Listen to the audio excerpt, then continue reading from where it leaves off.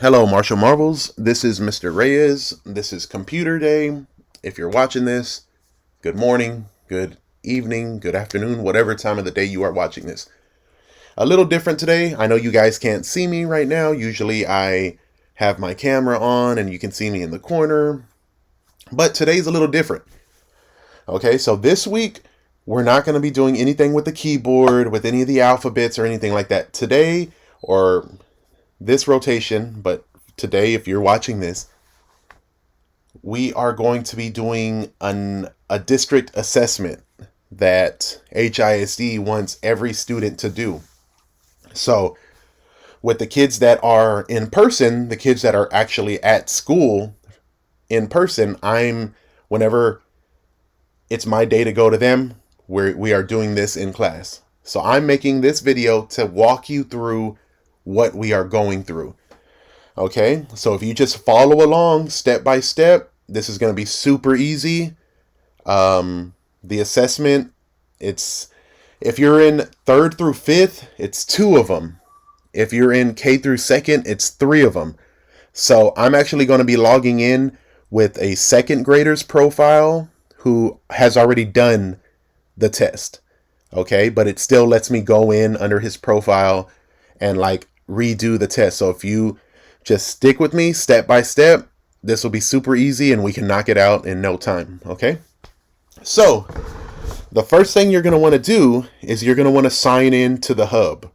Okay, sign into the hub.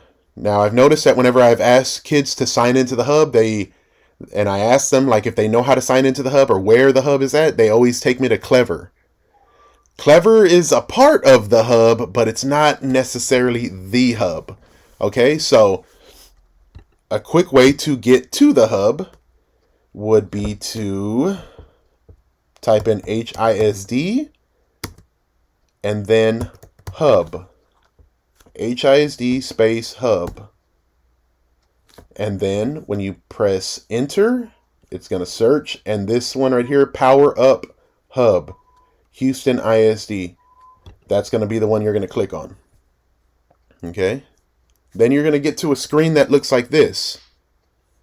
This is where you're going to sign in right here. This hub sign in. This is where you're going to sign in. You're going to click that. Okay.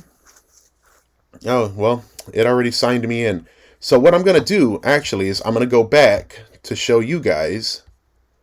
Let me clear my history because I already signed in with him, so it's automatically signing me in. So I'm going to go back to hub sign in. Now it's going to make me sign in. So this is what some of you guys, for some of you, it'll automatically sign you in.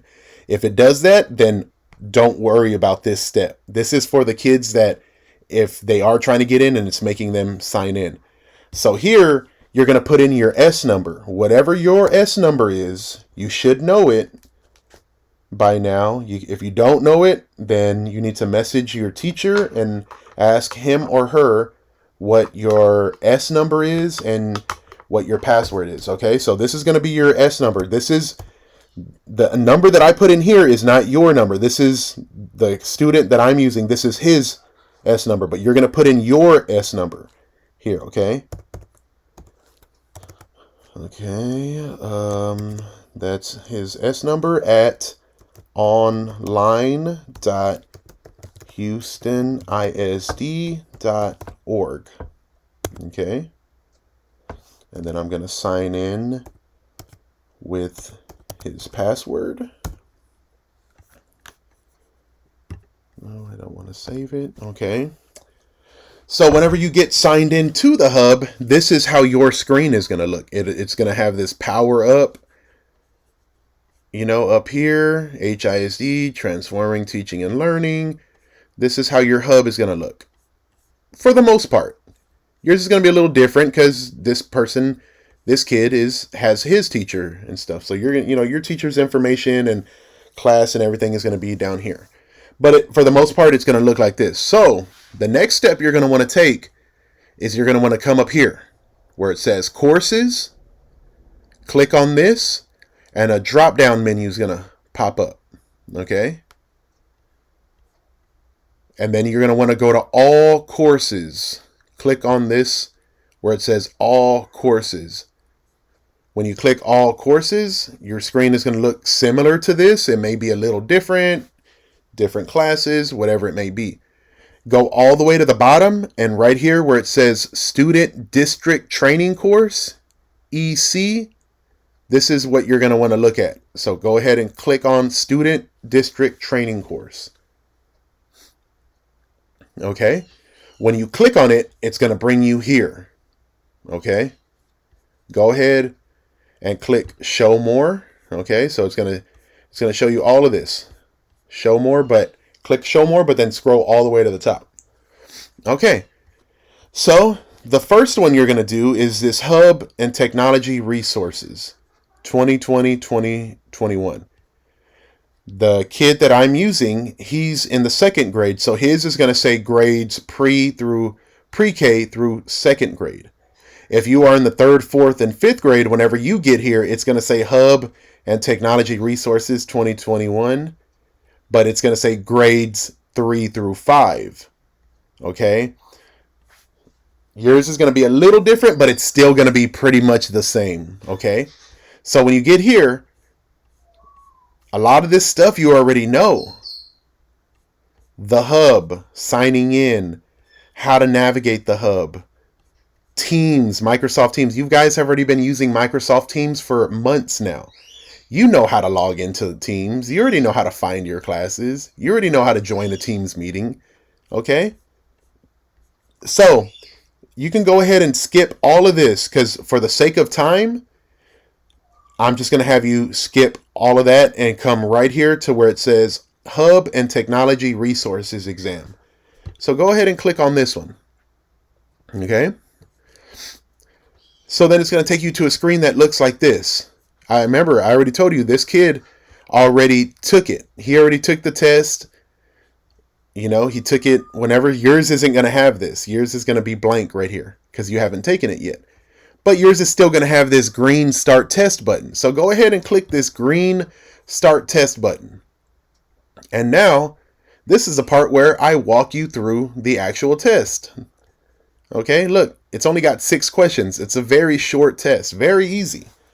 Okay, which program will you mostly use to turn in your assignments? Is it going to be Microsoft Teams, Office 365, or the Hub? Okay, think about it. The Hub is pretty much what HISD is using for everything. For almost everything. So the Hub is where you turn in your assignments. Okay, so the answer to question number 1 is going to be the Hub, not Microsoft Teams, not Office 365. It's going to be the Hub. Okay, so click the Hub and click Next. You're going to get to question number 2. You can upload a file, audio recording, or video recording when submitting an assignment in the Hub. True or false? Well, if you're able to upload your homework or any other work into the Hub, then yes, this is going to be true. You can upload a file because in order for you to turn in your work, you're most likely going to have to turn in a file. So this is going to be true. True. The answer to question number 2, is true. So click true and click next. Number 3, which program will you use to meet with your teachers online? This one everybody should know. This is one of those questions, as soon as I ask it to the kids, boom, they immediately give me the answer. Microsoft Teams. Whenever you meet with your class, your teacher, right? Virtually, you guys that are at home, where are you meeting them in? You're meeting them at Microsoft Teams. That's easy. So, Microsoft Teams and click Next. Where do you go to access student resources such as Imagine Learning, MacInVia, and MyOn? Are you going to go to the library, the digital resources, courses, or courses? Out of those 3. Well, you're going to go to your digital resources. Remember, if you click on your digital, whenever you're in the hub, if you click on your digital resources, that's going to take you to Clever. Pretty much Clever is your digital resources. Okay? And you already know when you get to Clever, that's where it's going to have all of the different applications, all the programs that your teacher might have you using. Imagine Learning, Imagine Math, Imagine Espanol, whatever it is that you use. Any other, for me, you use learning.com. That's on your Clever. That's a part of your digital resources. Okay, so you're going to click digital resources and then click next. Which of the following should you do when you are in a meeting with your teacher in Microsoft Teams? Should you use the chat to ask questions? Mute your microphone? Raise your hand to be recognized? Or all of the above? So let's go back to the beginning. Use the chat to ask questions. Yeah, you're going to want to use the chat to ask questions because just like in a classroom, you don't want to just blurt out a question in the middle of the teacher teaching, right? You want to be respectful. So if you put it in the chat, it gives the teacher a chance to take on your question, read your question, and answer it, in a very respectful way where you're not interrupting and stopping the teacher from talking or teaching whatever it is that they're teaching. Okay, so you definitely want to use that. So that, we're going to put yes for that, right? But let's read the other ones. Mute your microphone. Yeah, you want to mute your microphone. If you're in a class with 20 other kids and y'all are all virtual, one of the kids, if they have their microphone on, one of the kids might have their little brother, little sister crying in the background. Another kid might have their dog barking at another dog, at the window.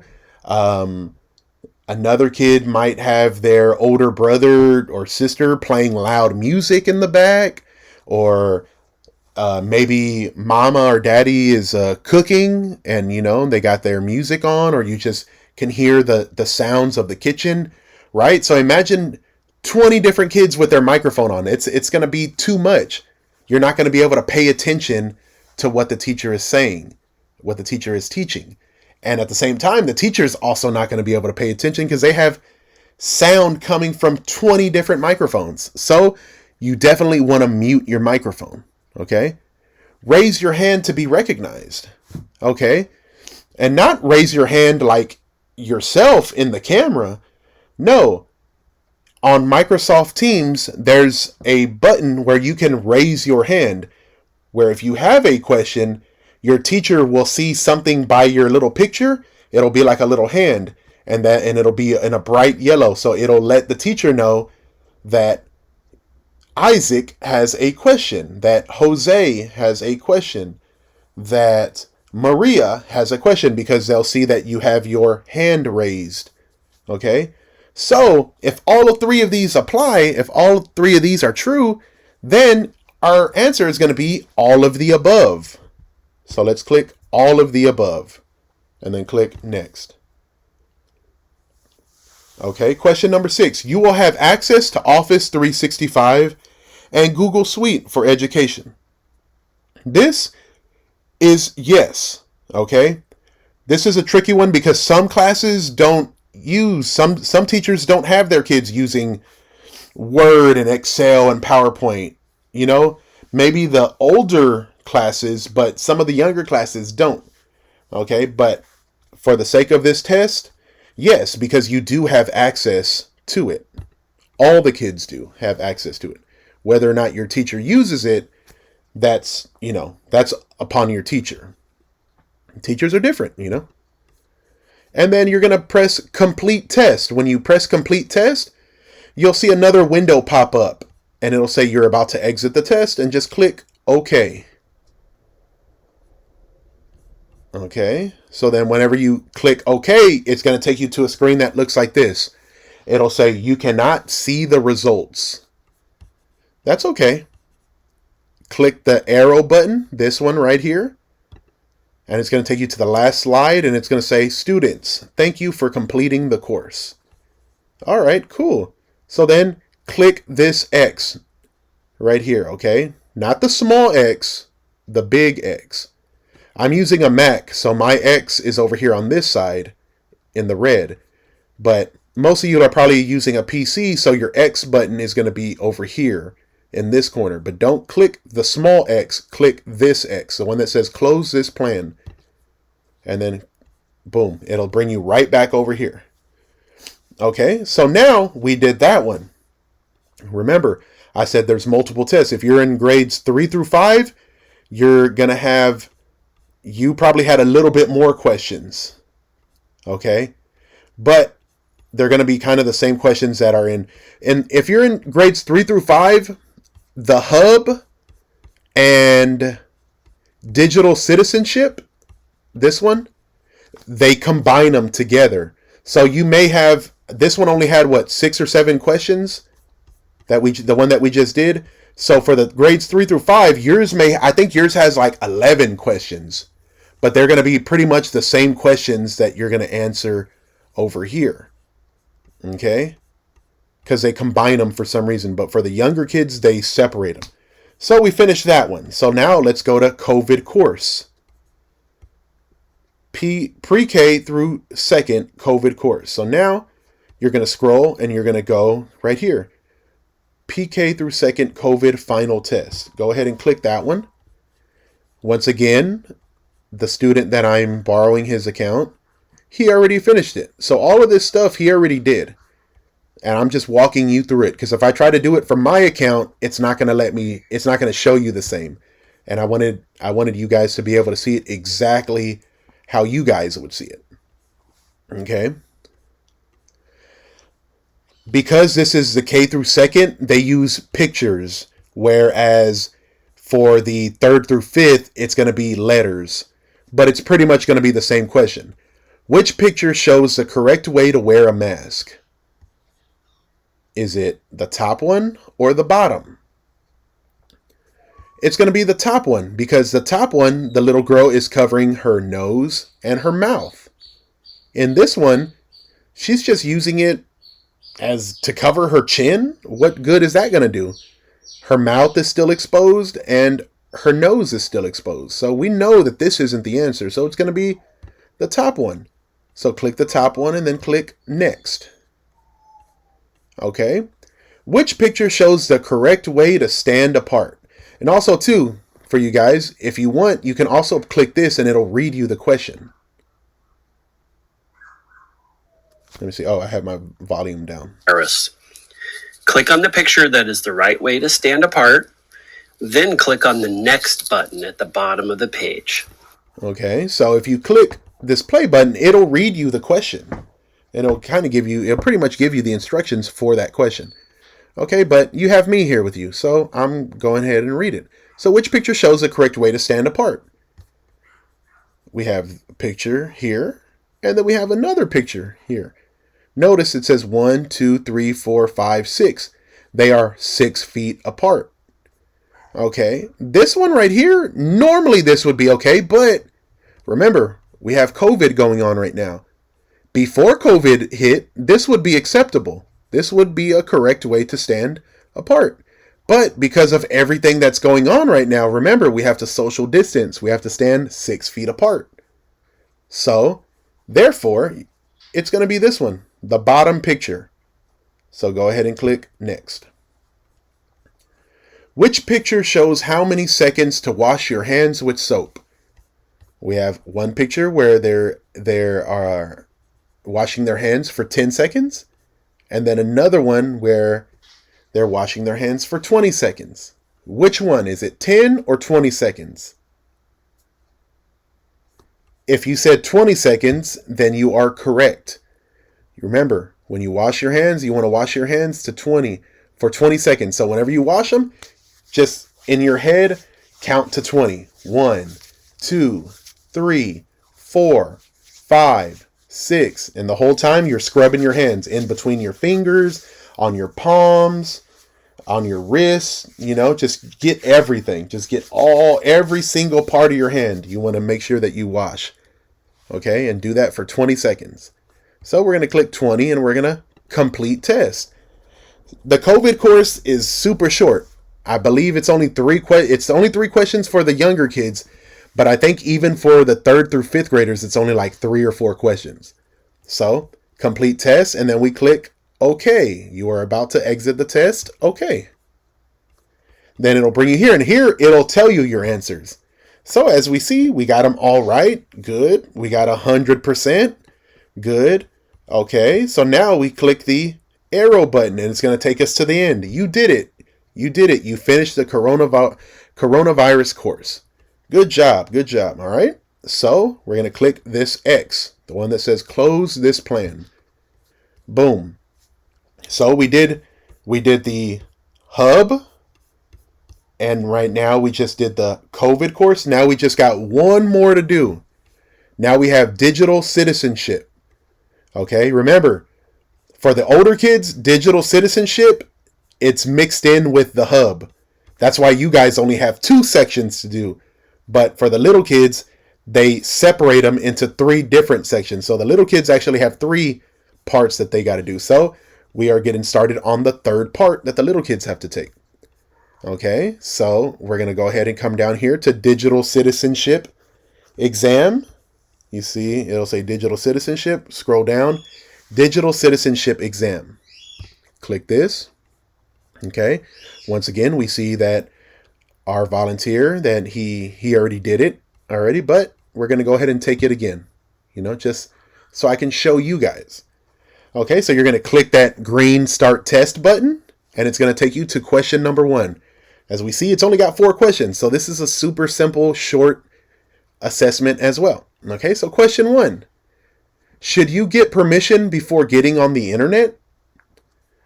Well, if you guys watched my videos at the beginning of the year, we went over all of this stuff for digital citizenship. We went over safety and the internet and cyberbullying and stuff like that, if you guys watch those videos. So this is pretty much review for you. So should you get permission before getting on the internet? True or false? That's going to be true. Remember, you're still little kids. You're still little kids. And the internet can be dangerous. Okay, so you definitely want to ask permission.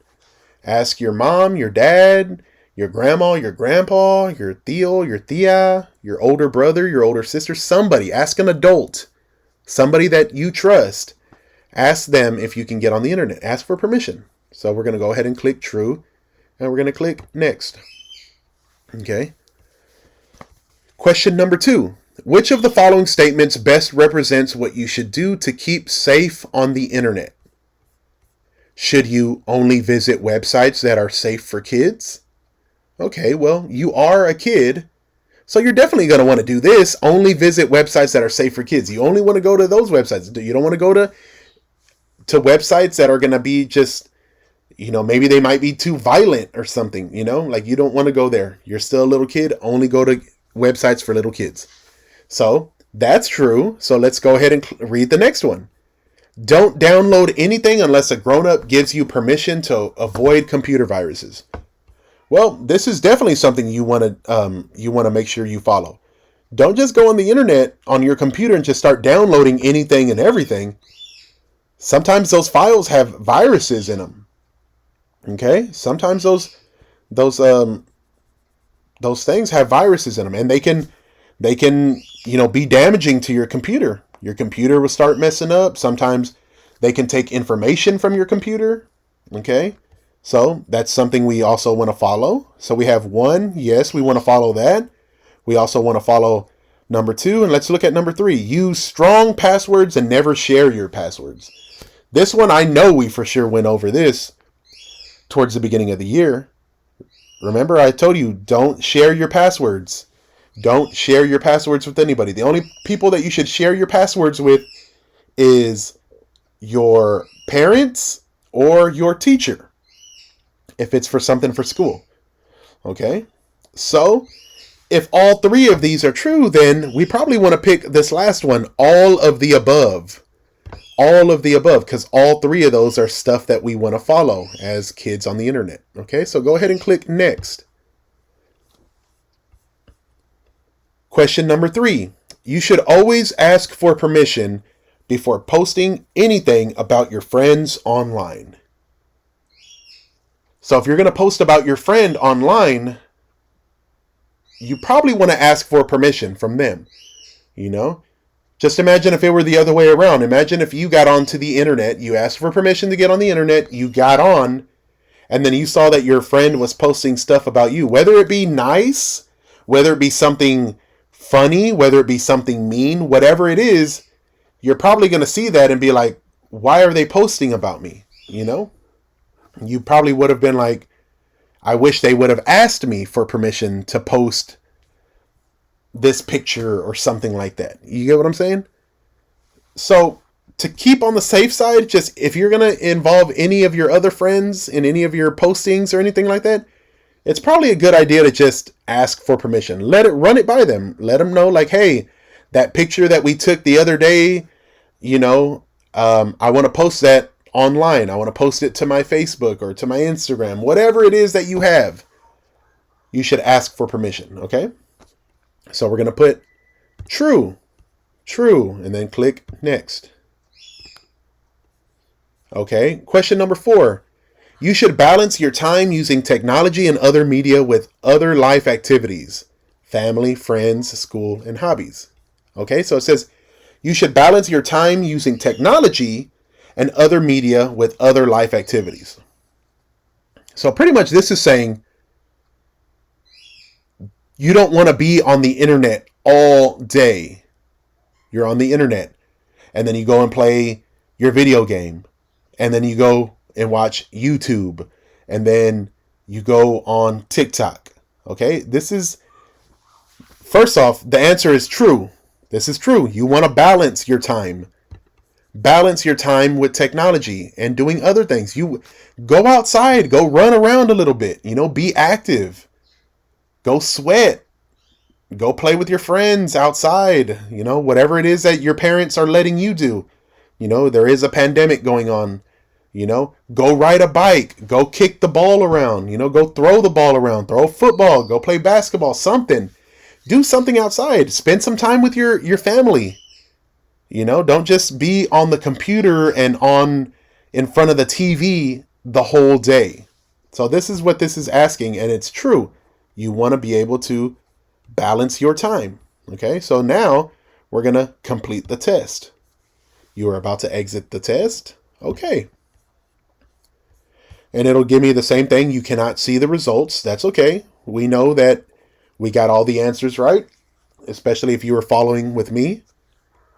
So go ahead and click this arrow, and now it's going to bring you to a congratulations screen. It's going to say, students, thank you for completing the course. And then we're going to click that X button. Now we did all 3 of them. Now you have done the assessments that the district wants you to do. You are all good to go. Okay. Remember, if you are in 3 through 5, you only have 2 of them to do. They're pretty much similar.